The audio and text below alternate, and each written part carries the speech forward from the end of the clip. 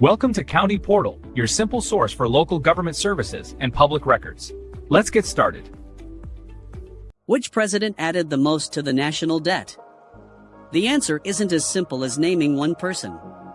It really depends on how you measure it. There are two main ways to look at this: by the total dollar amount added, or by the percentage increase during their time in office.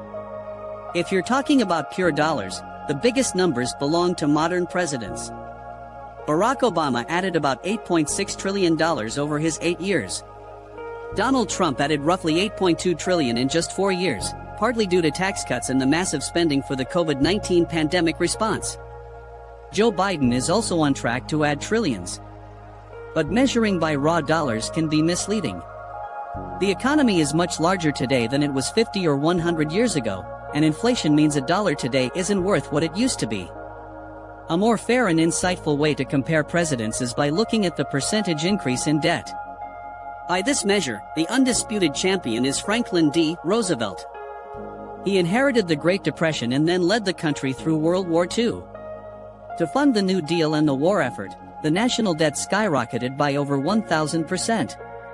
In the modern era, Ronald Reagan oversaw a massive 186% increase, driven by major tax cuts and a huge Cold War military buildup.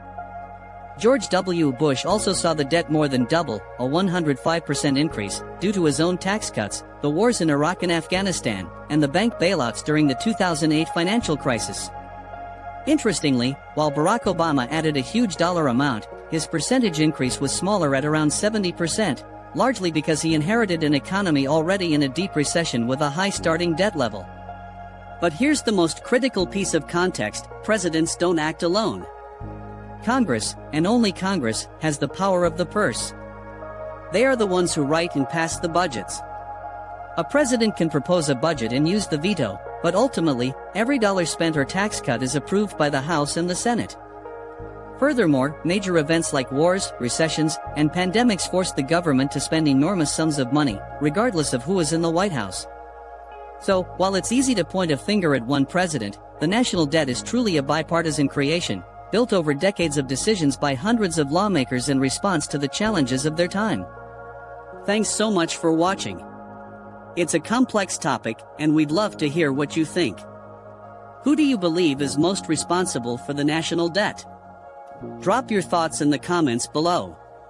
If you found this explanation helpful, please give this video a thumbs up and make sure to subscribe to the channel for more simple